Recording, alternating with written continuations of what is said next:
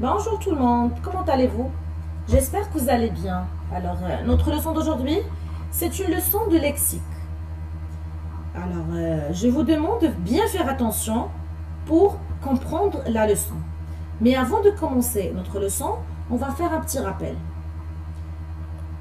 Alors, on sait bien que dans la conjugaison, il y a 3 temps. Il y a le passé, le présent et le futur.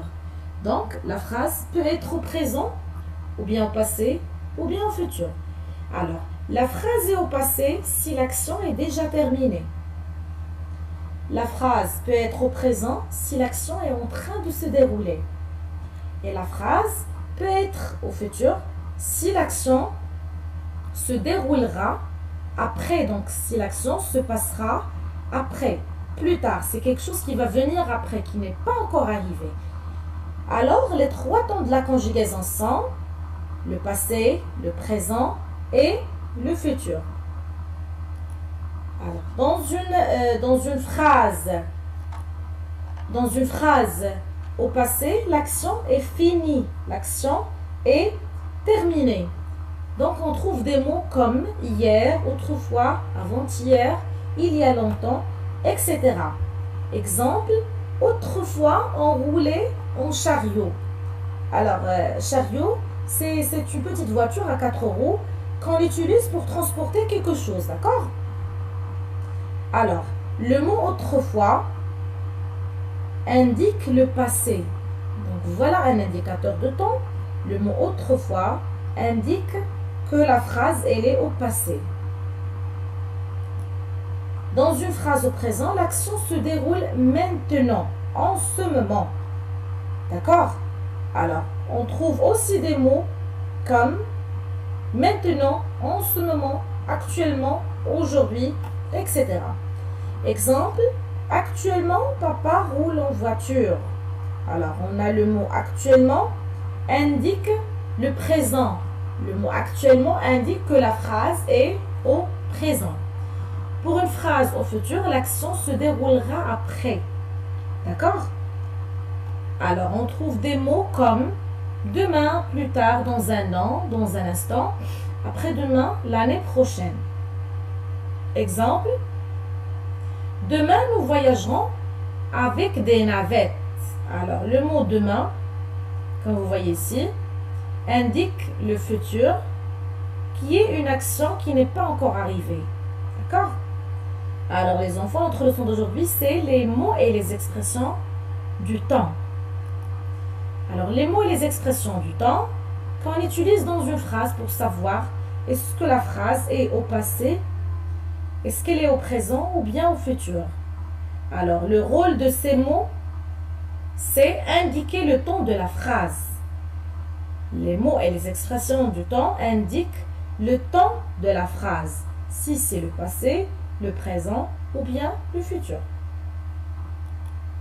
Alors, les expressions du temps sont les jours de la semaine.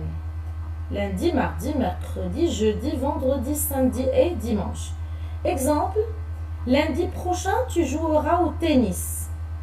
Alors, lundi prochain, c'est l'expression du temps. D'accord? Les expressions du temps sont les saisons. L'automne, l'hiver, le printemps et l'été. Exemple, les feuilles tombent en automne. Alors, voilà l'expression qui indique quand est-ce que les feuilles tombent. Les expressions du temps sont les mois de l'année. Janvier, février, mars, avril, mai, juin, juillet, août, septembre, octobre, novembre, décembre. Exemple, en juillet, c'est les vacances. Alors, le mot juillet indique quand est-ce qu'on a les vacances. Très bien. Et il y a aussi d'autres expressions qui indiquent le temps de la phrase. Il n'y a pas seulement les jours de la semaine et les saisons et les mois de l'année. Il y a autre expression qui indique le temps de la phrase. Très bien. Alors, on a un exemple. Alors, comme vous voyez, on a le passé, le présent et le futur. Alors, pour le passé, avant j'étais bébé. Pour le présent, aujourd'hui je suis un enfant. Et au futur, après je serai un adulte. Alors, comme vous voyez, avant vous étiez des bébés, maintenant vous êtes des enfants et après vous serez des adultes. D'accord? Alors les enfants, ce que je vous demande, c'est d'apprendre les expressions du temps, du passé, de présent et de futur. C'est bien? Alors maintenant, on fait un exercice pour voir est-ce que vous avez bien compris la leçon ou non. Alors voilà. Classe les expressions du temps dans le tableau.